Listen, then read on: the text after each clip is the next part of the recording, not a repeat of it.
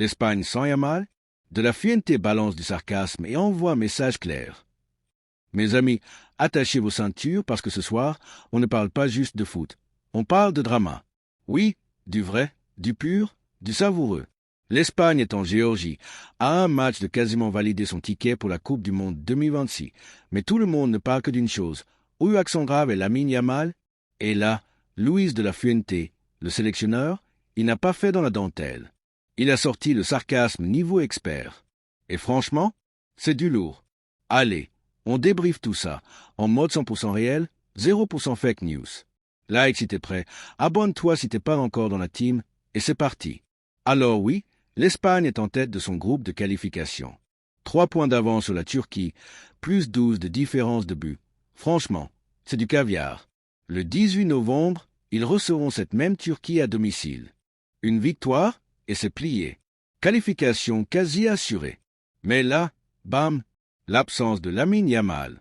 Le prodige de 17 ans, le crack du Barça, le gamin qui fait trembler les défenses comme s'il jouait sur PlayStation. Il n'est pas là. Et pourquoi? Parce qu'il y a eu un clash monumental entre la Fédération espagnole et le FC Barcelone. Le gamin traîne une pubalgie.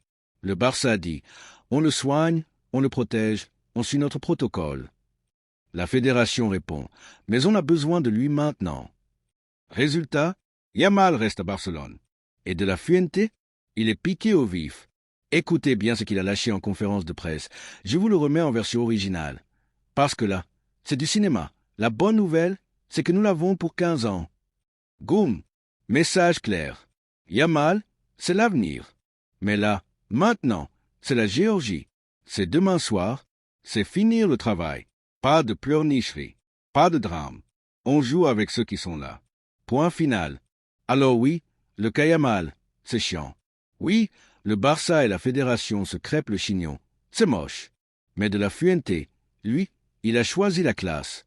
Et toi, t'en penses quoi? De la Fuente a-t-il raison de tourner la page? Ou le Barça protège-t-il trop son joyau?